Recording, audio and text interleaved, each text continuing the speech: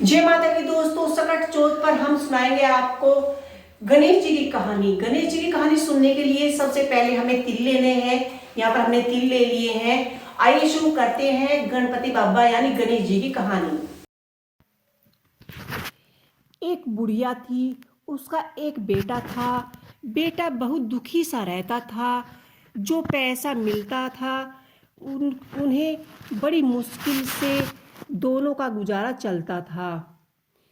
एक दिन बुढ़िया का बेटा पशु चराने के लिए गया तो उसकी चाची भाई ने रास्ते में उसे रोक लिया और उससे कान में कान भर दिए कि तू जैसे जंगल में जाता है तेरी माँ पीछे से घर में पकवान बनाकर खाती है। वह अब वह बोला कि मेरी माँ तो ऐसा कर नहीं सकती।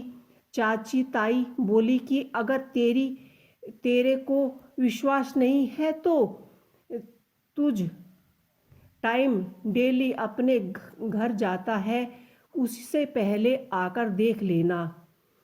वह सोच में पड़ गया और बोला ठीक है, अगर जल्दी जाओगे। वह वहाँ घर जल्दी आ गया और उस दिन सकट चौथ का दिन था। बुढ़िया ने सकट चौथ का व्रत किया था।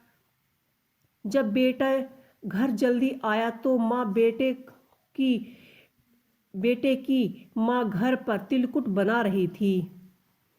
कुछ बना देखकर बेटे ने सोचा कि जो मेरी चाची ताई बुआ आ रही थी वह कह रही थी तो बिल्कुल ठीक था। मेरी माँ तो यहाँ पकवान बनाकर खा रही है। वह बोला कि माँ मैं तो घर छोड़ कर जाऊँगा। अब बुढ़िया बोली बेटा क्यों, क्या घर क्यों छोड़कर जाएगा।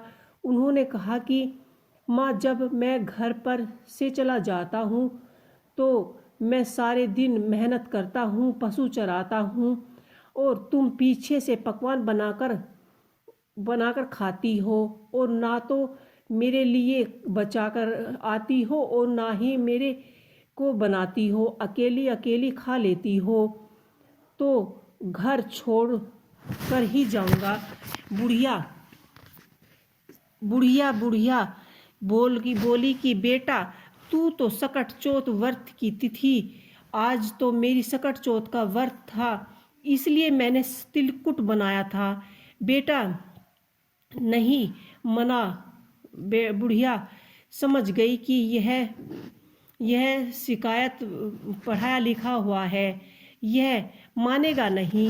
वह बोली कि ठीक है बेटा, यह तिल के दाने ले जा और जहाँ भीड़ पड़े यानी जहाँ भी तुझे मुसीबत आए तो तिल पूर्व के चौथ माता को याद करके अगर मैं तेरे नाम के व्रत करती होंगी तो सारी मुसीबतें टल जाएंगी। वह तिल लेकर चला गया और चलते चलते एक जंगल में जा पहुंचा और शेर खड़ा था। तेरे को उधर उधर गया डर के मारे कांपने लगा तथा उसको यह आया कि मन्नती लिए के तिलकुट पर बैठकर गया और बोला कि हे चौथ माता, अगर मेरी माँ ने मेरे नाम के व्रत करते होंगे तो वह शहर में बदल जाए, नहीं तो मेरा मरना पक्का है। तो उसके नाम के व्रत करती थी। माँ ने उसकी सूरत ली और तो पूछ लेती और आगे आ गई और कहने लगी कि उसने सोचा कि नदी पार करके जाऊंगा तो अगर यहीं रहूंगा तो जंगल में मर जाऊंगा। तब उसको फिर से याद आया कि यहीं थे बैठ गए और उसने कहा कि अगर मेरी माँ ने मेरे नाम का व्रत करती थी तो वह रास्ते छोड़ दे, नहीं तो मैं डूब जाऊंगा। नदी फट गई और वहाँ से निकलने का रास्ता बन गया। उड़े उड़े बनाए मतलब कि बहुत सारी खुशी की बात है, और रोए मतलब बहुत दुख की बात है कि तू और दुखियों दोनों एक साथ कैसे। बूढ़ी माँ बोली कि बेटा, इस नगरी में आ सकता है तो एक आदमी को बैठाया जाता है, और आज मेरे बेटे का नंबर, मेरे एक ही बेटे का, यह सोचकर वह बहुत ही दुखी हुई, इसीलिए रो रही थी। और आखिर बार अपने बेटे को खाना खिलाऊंगी इसलिए बनाए हैं वह तू मेरे को, यह मैं तेरे बेटे को जगह चली जाऊंगी चाहे कितनी भी, लेकिन यह किसी दूसरे को वह पूरे देश भर के लिए बुलावा देना। राजा के सिपाही बुलाने का समाचार एक तरफ को कैसे जगह की आवाज़ सुनकर लड़का बोला कि हाँ, टाटा गया उड़कर सिपाही के साथ चला गया। गांव में तिल पूर्व के में बैठा हुआ था। बोला कि अगर मेरी माँ ने मेरे नाम का व्रत करती थी तो मैं बच जाऊं, नहीं तो मेरा जाना तय है।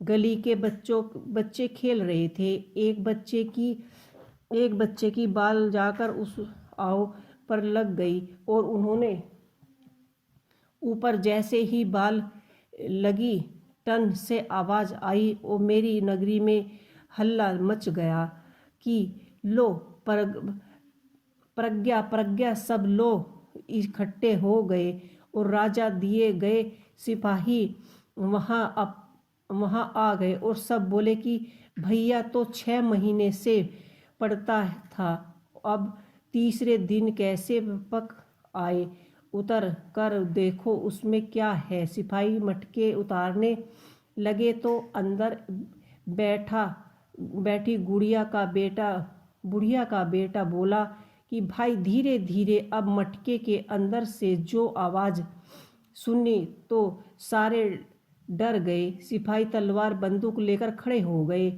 कि देखो कोई क्या है, इसमें कोई भूत तो नहीं है, या 50 है या बुढ़िया का बेटा बोला भाई ना तो मैं भूत हूँ, ऊन में 50 हूँ, मैं तो एक इंसान हूँ। मेरी माँ मेरे लिए सकट व्रत करती थी, चाची थी, यकीन मेरे को सिखा भला दिया और घर छोड़कर मैं यहाँ आ गया। तिल के दाने लिए थे और कहा था कि बेटा जहाँ भी जाओ तेरे पर भीड़ पड़े या जहाँ भी मुसीबत पड़े, यह तिल पूर्व के चौथ माता को याद कर लेना। अगर मैं तेरे नाम के व्रत करती हूँ तो सभी मुसीबतें टल जाएंगी। बोला मैं तो उसी तरह से यह तिल के दाने फिर ओके और बैठ गया था, इसलिए मैं नहीं जला। रानी ने राजा को कहा कि हमें अपनी बेटी की शादी इसी से कर देनी चाहिए, क्योंकि इसको तो आग भी नहीं जला सकती। हमारी बेटी के लिए ऐसा ही वर और हमें कहाँ मिलेगा।